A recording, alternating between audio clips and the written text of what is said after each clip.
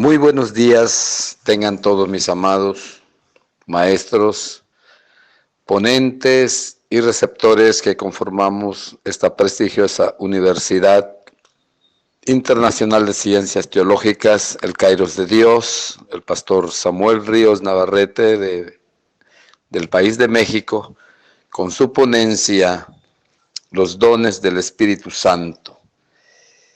La base bíblica se encuentra en 1 Corintios capítulo 12, del 1 al 11. Y más adelante vamos a estar tocando algunos versículos para aprovechar el tiempo. La vocación pentecostal de nuestras iglesias y el anhelo sincero porque en su seno se manifiesten a plenitud los dones o carismas que el Espíritu Santo reparte como Él quiere, se establece como un principio bíblico en las palabras del apóstol Pablo a la iglesia de los Corintios, cuando dice: en cuanto a los dones espirituales, no quiero, hermanos, que os ignoréis. En el versículo 1 de 1 Corintios capítulo 12. Lamentablemente existen hoy en día iglesias y pastores que pretenden ignorar que la actividad constante del Espíritu Santo no ha menguado en nuestros días. Por eso el propósito de esta ponencia es ayudar al ministerio. La edad oscura de los tiempos pasados nos llevan a que muchos de los ministerios y de los dones no fluyan. Vamos a seguir tomando algunas notas sobre este precioso subtema, los dones del Espíritu Santo. Los dones del Espíritu Santo son regalos de la gracia de Dios que capacitan sobrenaturalmente a los creyentes para cumplir el ministerio particular que el Señor les haya designado según las necesidades específicas de la iglesia. Los dones provienen inmediata y directamente del Espíritu Santo, por eso se llaman dones del Espíritu, quien vive y opera en el cuerpo de Cristo, y no debido a capacidades naturales o adquiridas del hombre por sí mismo. Tienen estas manifestaciones como fin proveer herramientas para la edificación de la iglesia y no solo para las necesidades personales de quien es usado por el Espíritu para ministrar el don. Hoy quiero hablar de los vocablos que explican y definen estas cuestiones.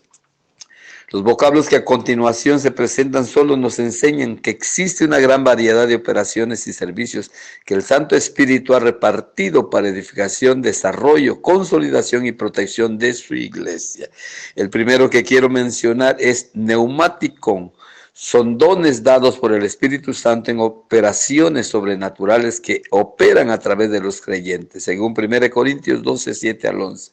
Carismata es la variedad de dones que son impartidas por el Espíritu Santo e indican que los dones espirituales incluyen una motivación interna y el poder para realizar un ministerio a favor del cuerpo de Cristo, 1 Corintios 12, 4. Diaconía o diaconai. Esto es una variedad de servicio o capacidad para ayudar en la obra de Dios. 1 Corintios 12:4.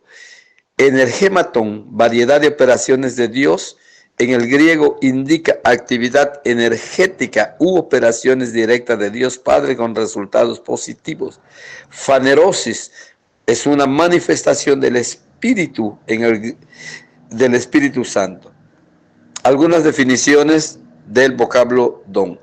Son operaciones o capacidades sobrenaturales que el Espíritu Santo da al creyente para que éste realice el trabajo específico que tiene designado dentro de la iglesia. Son manifestaciones sobrenaturales del Espíritu Santo que emanan de la divinidad y son otorgados en perfecta cooperación y armonía por la Trinidad.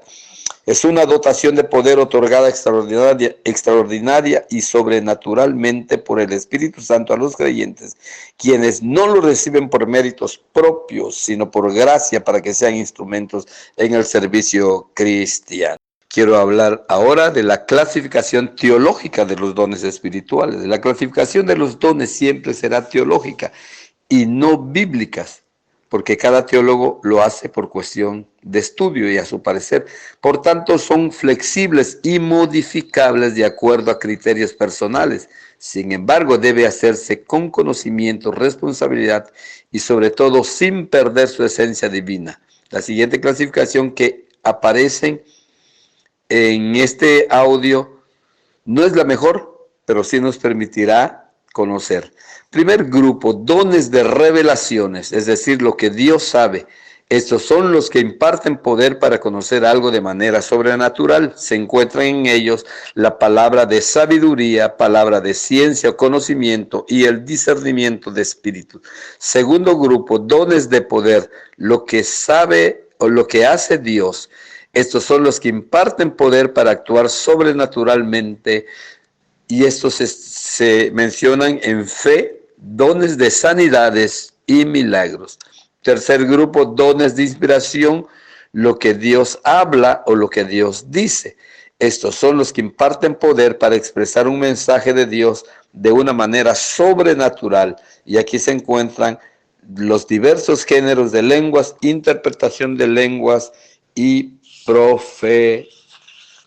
profecía. Vamos a hablar un poquito de las operaciones.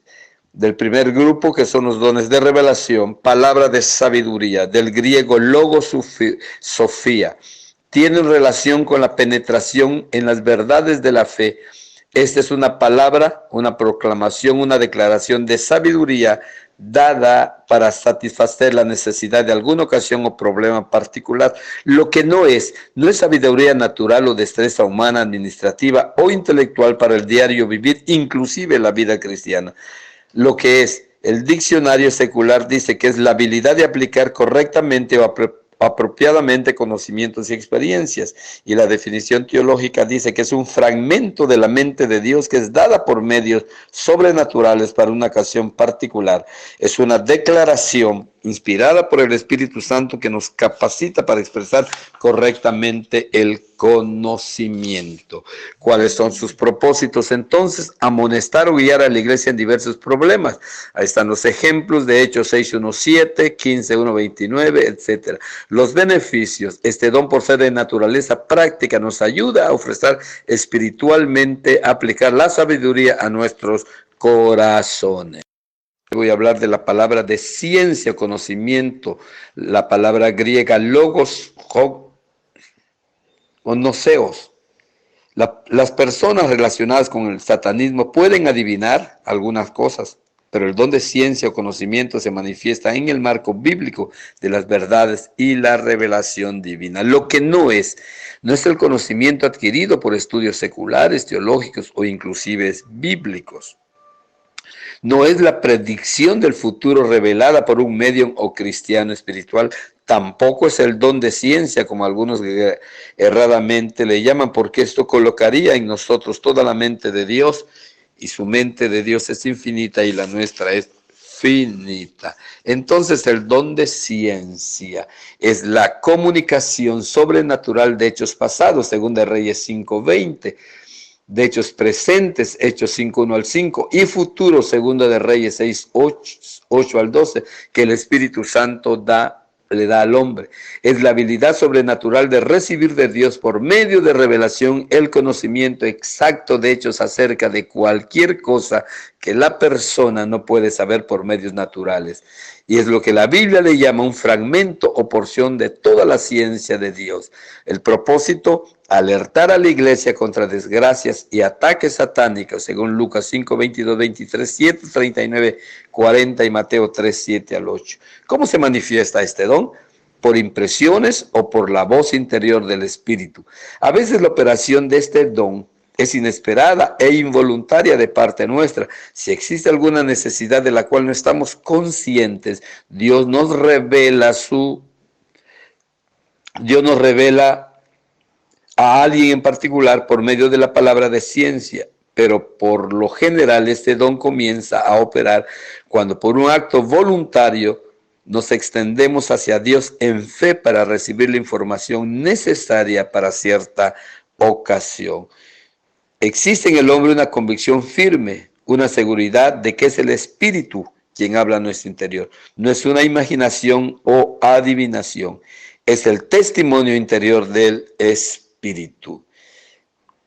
Es cierto que existe gran énfasis en el conocimiento de la verdad. Esto es la verdad revelada en el Evangelio, según 1 Timoteo 2:4 y Hebreos 10:26. El conocimiento incluye también las exigencias del Evangelio y la correcta aplicación de los mismos.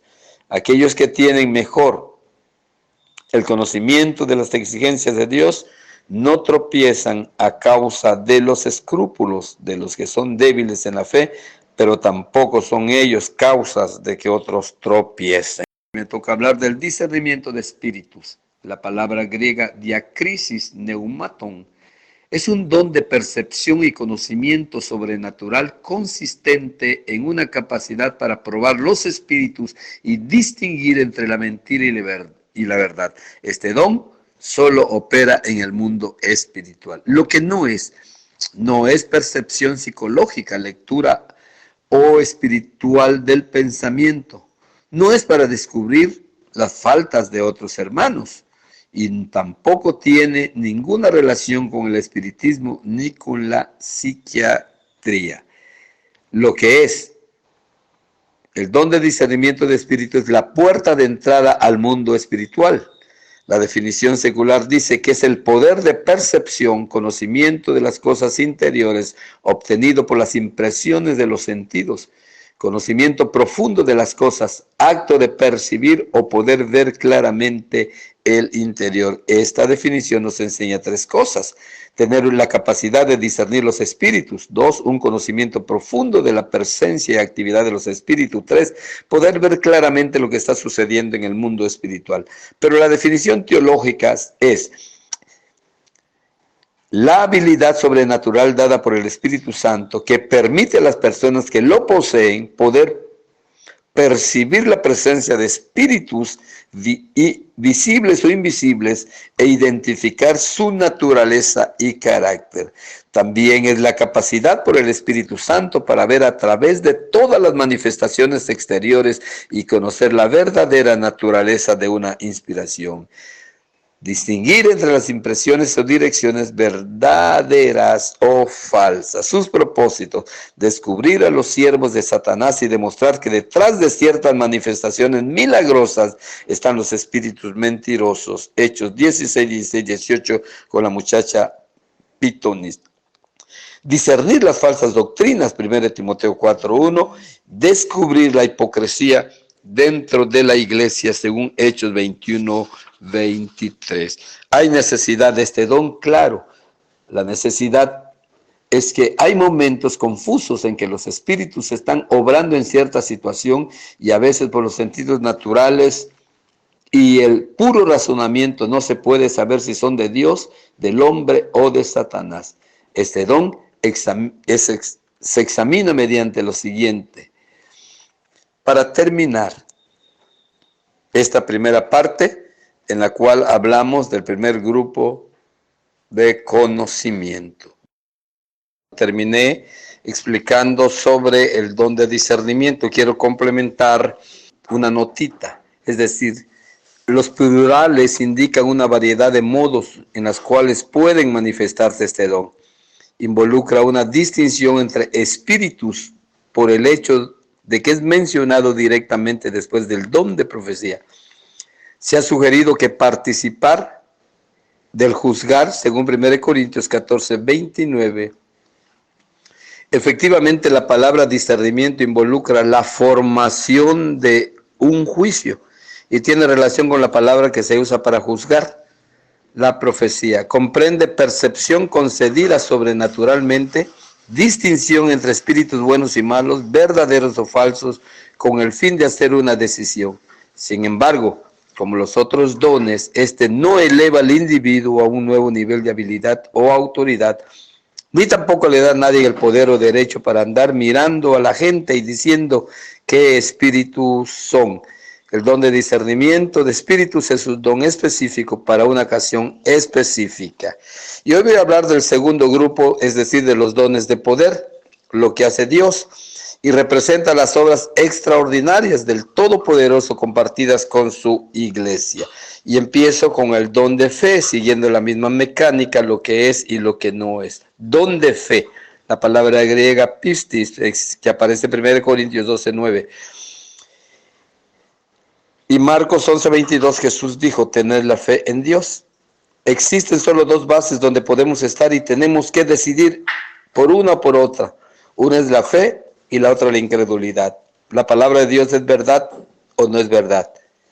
Entonces, lo que no es la fe natural que todo ser humano tiene.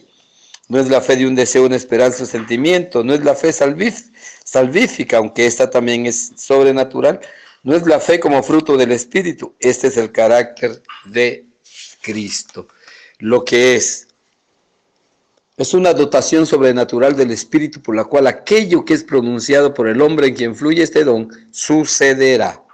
Esta exclamación cubre todo lo que es maldición, bendición, remoción o alteración. Es la habilidad dada por Dios para creer que Él hará que se cumpla lo imposible.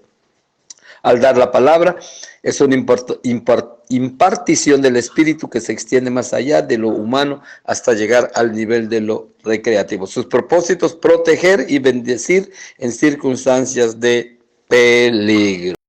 Seguimos con el don de fe.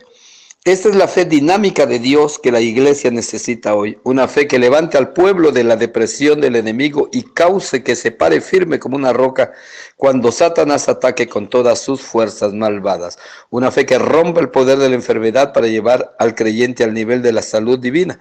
Una fe que destruya las ataduras del desánimo y derrota y levante al cristiano a un camino de victoria y triunfo. Una fe que supla todo lo necesario en la hora de la necesidad. Una fe que puede abrir las puertas de la cárcel, calmar el tempestuoso mar, atar los poderes de las tinieblas y levantar al creyente a una vida de victoria continua. Dones de sanidades. Harismata y Amatón, 1 Corintios 12:9. Estos actúan en el terreno físico y siempre están en plural. Lo que no es.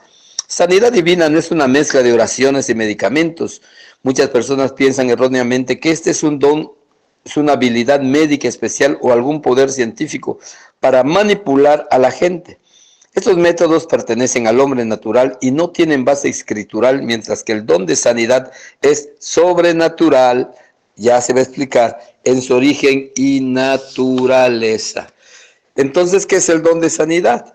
Bueno, son las manifestaciones milagrosas del Espíritu para desechar, sanar toda clase de dolencias humanas, bien sean orgánicas del cuerpo, funcionales, nerviosas o agudas, es decir, crónicas. El propósito, sanar a los enfermos y destruir las obras del diablo. Confirmar las palabras de Jesús en Marcos 16:15 al 18, cuando dijo, estas señales seguirán a los que creen. Y allá tenemos algunos ejemplos, los discípulos en Mateo 10:1 al 8, Jesús mismo en Mateo 9:20-22, 8:2-4-5 y Hechos 10:38. Existe la sanidad física por autoridad también. La base de la sanidad física está en la obra expiatoria de Cristo, la roca fundamental de todo aquello que se relaciona con nuestra liberación y salvación es Cristo. Él fue crucificado para librarnos mediante su muerte del pecado, la enfermedad y aún de Satanás, según Hechos 2:14-15, Isaías 53:4-5 y Primera de Pedro 2:24. Estas escrituras nos permiten ver con claridad que hay sanidad para el cuerpo en la misma expiación que se dio en la salvación del alma. El mismo día que fuimos redimidos de pecado, también adquirimos sanidad física por el poder de su sangre expiatoria del Cordero. Es decir, que cuando el profeta dice, Él es mi paz, mi shalom, incluía todo el paquete, sanidad física, espiritual y del alma. Dios les bendiga. Hoy me toca hablar del don de milagros. La palabra griega energémata, dunamis, 1 Corintios 12:10. Un milagro no tiene explicación lógica, porque es el poder soberano de Dios en función.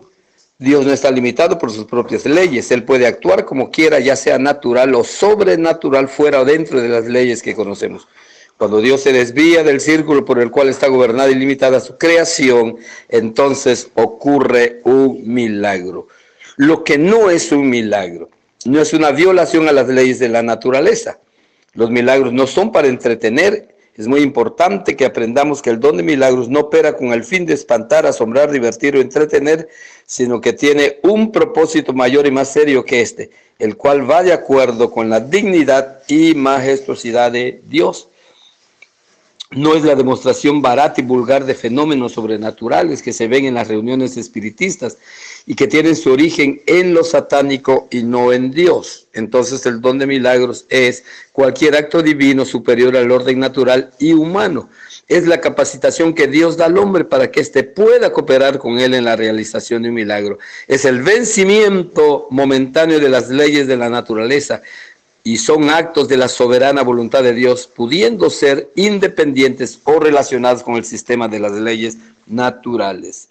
Se usan tres vocablos: maravillas, señales y poder u obras portentosas.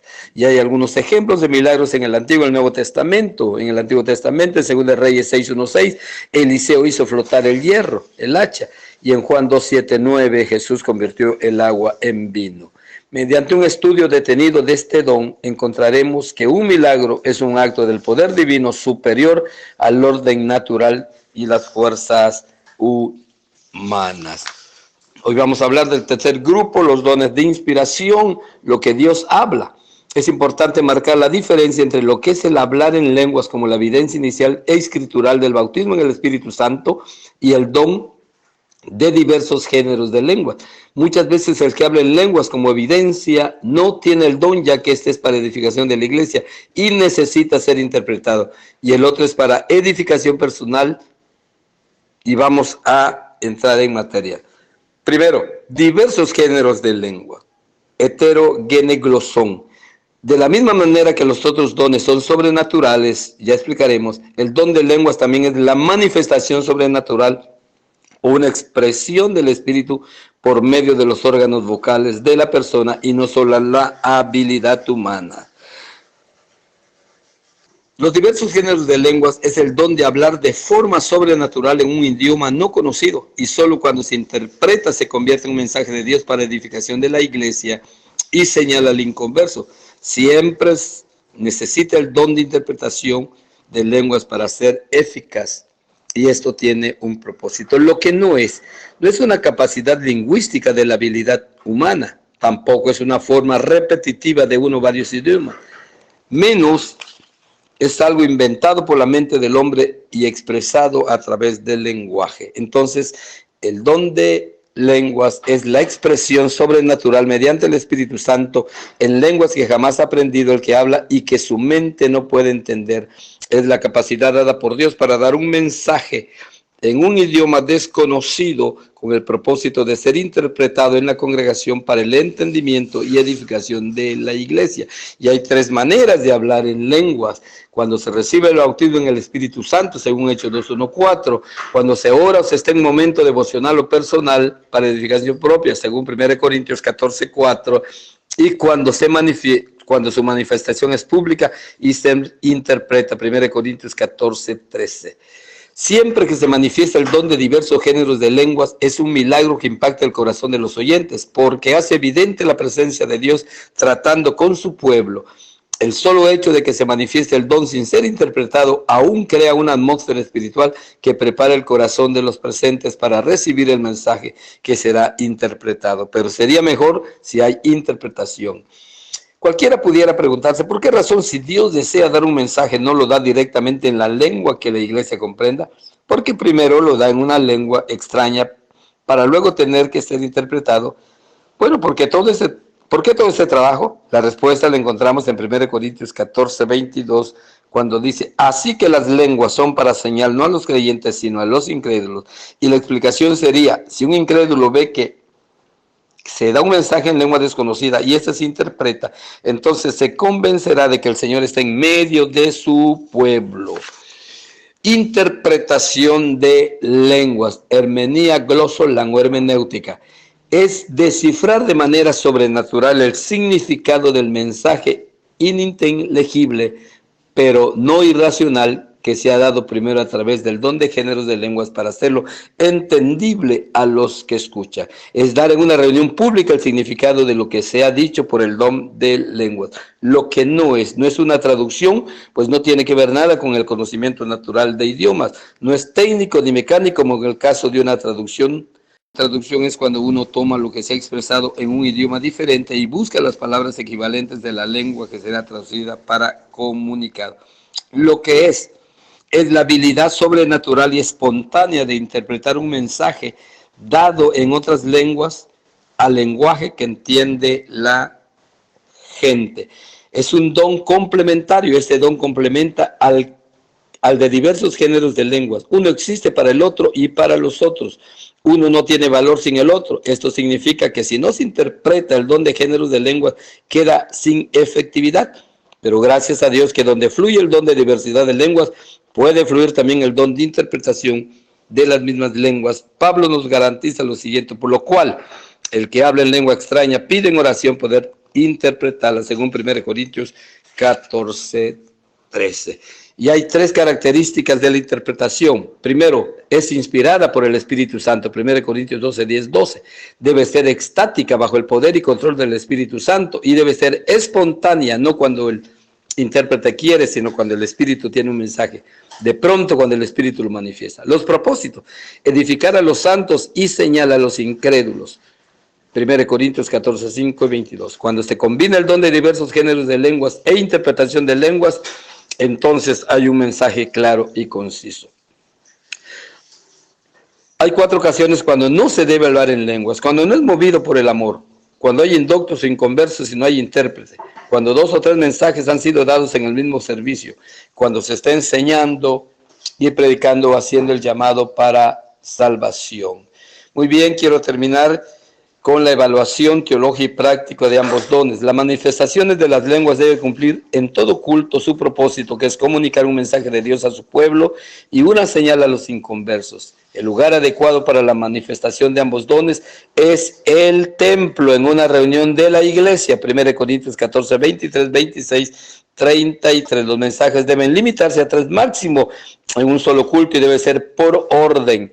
El factor del momento para dar el mensaje, como ya lo indicamos, en lenguas nunca debe interrumpir la predicación, la enseñanza ni la invitación pastoral.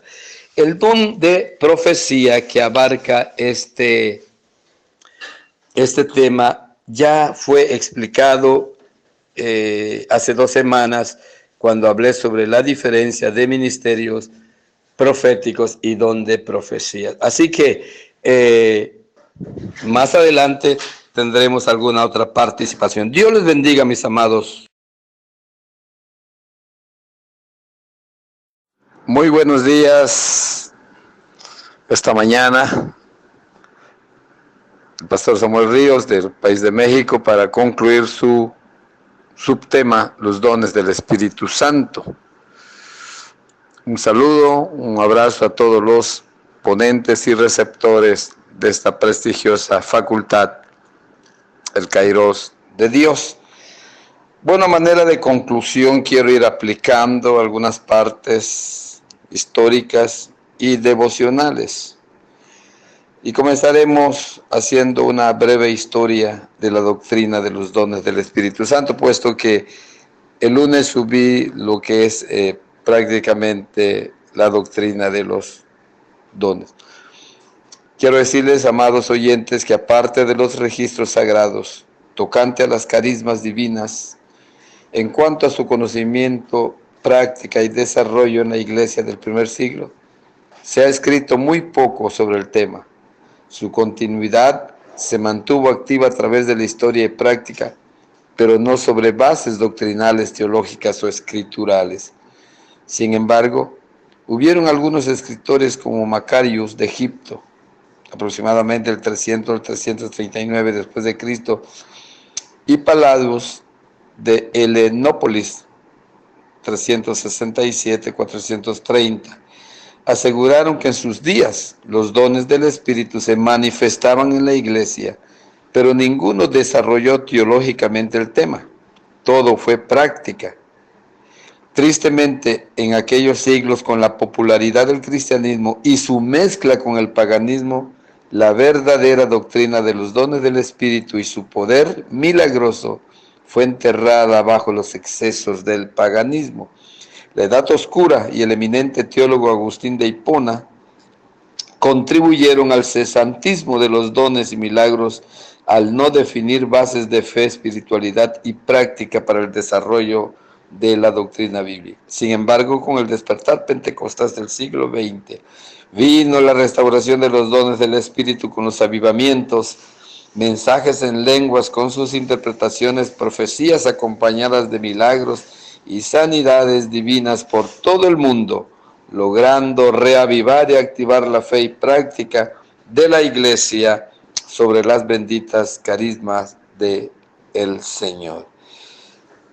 Sin embargo, surge una pregunta: ¿son los dones para la Iglesia de hoy o han cesado? Sabemos que al enemigo no le gusta ver a un oponente bien armado y equipado. Esto significa derrota para él. Por tanto, el enemigo y sus ayudantes han desarrollado muchas doctrinas falsas para debilitar la enseñanza doctrinal sobre los dones del Espíritu, escrita en la revelación del Nuevo Testamento. Así, el enemigo hace creer a los cristianos que los dones cesaron al morir los apóstoles. Esto, como todos sabemos, es un engaño, pues el Espíritu es eterno y lo que de él procede, es decir, los dones, también son eternos. La palabra enseña que aún los grandes maestros pueden ser engañados, como nos dice Pablo en 1 Timoteo 4:1. No se debe olvidar que los espíritus engañadores tienen acceso a la mente e influyen en el hombre, manifestando su obra a través de las obras de la carne. Otra táctica que el enemigo utiliza es humanizar los dones, en otras palabras, quitar de ellas su naturaleza sobrenatural, pero sabemos que los dones son sobrenaturales por su dador y fuente y encarnacionales por sus receptores. Entonces, ya cesaron los dones, y aquí hay algunos argumentos y pasajes bíblicos que se usan para criticar los dones del Espíritu Santo. Primero, alguien dice que el Señor quitó la manifestación de su Espíritu al final de la era apostólica. ¿Y qué tenemos que decir al respecto? Que no existe respaldo bíblico para esta declaración. Al contrario, leemos en la revelación sagrada pasajes como: irrevocables son los dones y el llamamiento de Dios, Romanos 11:29. Jesucristo es el mismo de ayer, hoy y por los siglos, Hebreos 13:8. Y aquí yo estoy con vosotros hasta el fin del mundo. Es decir, que es peligroso tratar de cambiar las Escrituras a nuestra propia opinión, y debemos aceptar el patrón de Dios para su iglesia. Otro pensamiento es que el canon del Nuevo Testamento está completo y por lo tanto los dones ya no son necesarios. Este argumento se apoya en un concepto errado de la verdadera naturaleza y propósito de los dones del Espíritu. Ellos suponen que la manifestación de estos dones en la iglesia primitiva tenían la misma autoridad que las Escrituras, pero es la misma Escritura que prueba que tal idea es errónea. Por tanto, la iglesia primitiva constantemente se apoyaba en las Escrituras del Antiguo Testamento, y la profecía de la Escritura proveyó una autoridad más alta que los dones del Espíritu,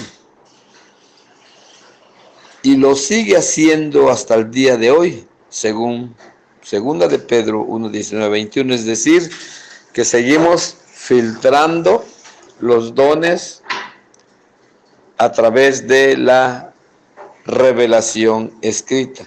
Es importante saber que los dones del Espíritu no fueron dados para proveer el Nuevo Testamento ni para llenar un hueco mientras se escribía.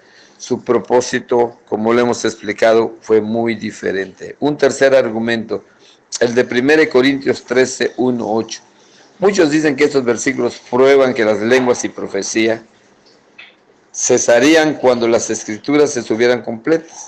En los versículos 8 al 10, suponiendo que lo perfecto, aunque no lo es, en una interpretación correcta se refiere al canon de las Escrituras, esto siempre será una mala interpretación de este pasaje, al hacer una comparación de este pasaje con otro del mismo autor, Efesios 4, 11 al 16, donde los ministerios y los dones son para edificación de la iglesia, que todavía estamos en esa era. Ahí encontramos que Pablo está comparando lo que es perfecto, es decir, la palabra se debe interpretar como maduro, como adulto, con lo que en parte es inmaduro, niño, o sea, decir, él menciona la palabra imperfecto. En ambos pasajes, el contraste entre la niñez y un hombre maduro es la correcta interpretación. Y en 1 de Juan 3:2 también se enseña que lo perfecto es Jesucristo y solo cuando Él venga se acabarán los dones. En realidad, esto es una verdadera manifestación de Cristo en su cuerpo, la iglesia.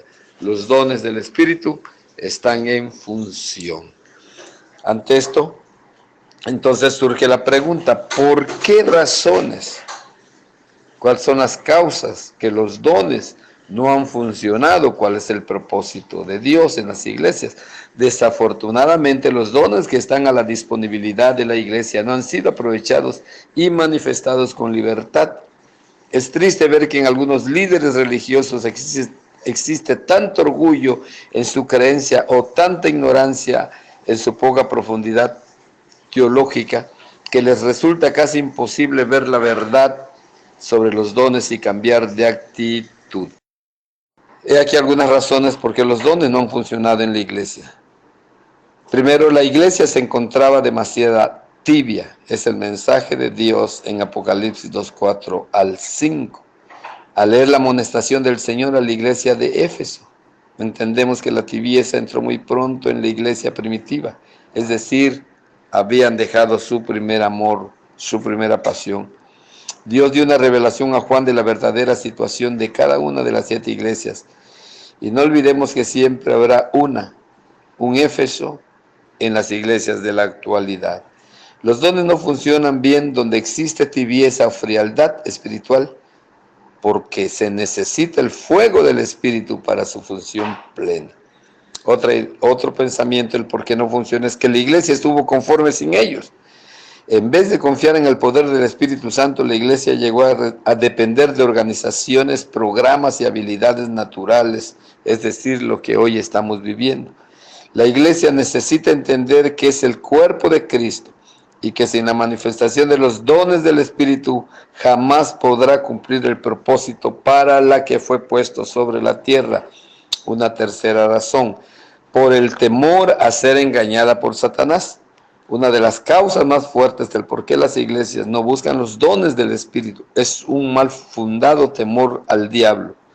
Les parece ver poderosos poderes diabólicos e ilusiones satánicas por todas partes, y lo más terrible aún dentro de la iglesia.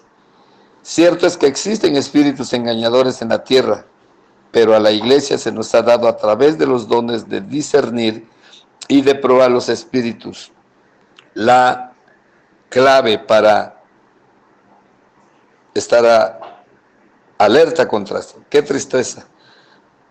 Aún así, Satanás ha robado la heredad, el patrimonio exclusivo de la iglesia cristiana, llenándolos de temor y engaño. En Lucas 11 al 13, Jesús enseña que si los padres terrenales dan buenas dádivas a sus hijos, ciertamente el Padre Celestial hará lo mismo con su iglesia, que busque sin temor los dones del Espíritu Santo. Ahora voy a comentar y argumentar para ir terminando por qué los dones son necesarios todavía en la iglesia. Los dones fueron dados por el Espíritu para la evangelización y formación del cuerpo de Cristo.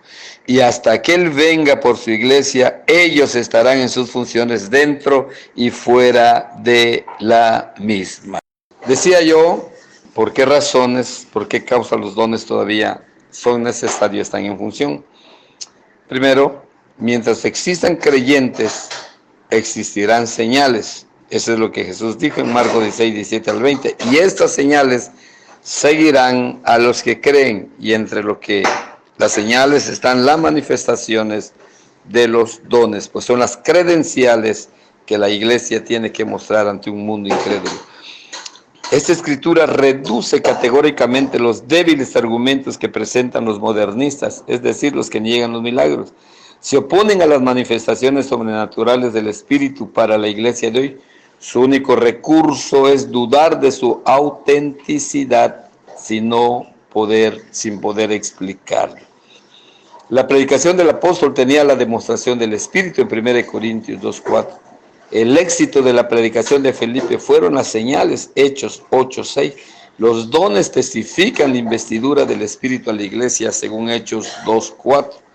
La ascensión de Jesús no era el fin de lo sobrenatural. En Juan 14:12, al enseñar Jesús a sus discípulos sobre el Espíritu Santo, les asegura que a su regreso al Padre no iba a ser el fin de los milagros. Él dijo, de cierto os digo, el que en mí cree, las obras que yo hago, él las hará también, y aún mayores hará, porque yo voy al Padre. Dios da los dones y después los quita. Romanos 11:26, no. La Biblia dice, porque irrevocables son los dones y el llamamiento de Dios. Este principio escritural nos enseña que una vez que Dios ha dado sus dones, los mantiene en los creyentes. Los apóstoles enseñaron que este poder era para todas las edades de la iglesia, según Hechos 2:39, porque para vosotros es la promesa y para vuestros hijos y para todos los que están lejos, para cuantos el Señor nuestro Dios llamar. El programa y método de Dios escrito en Zacarías sigue vigente hasta hoy y hasta el traslado de la iglesia.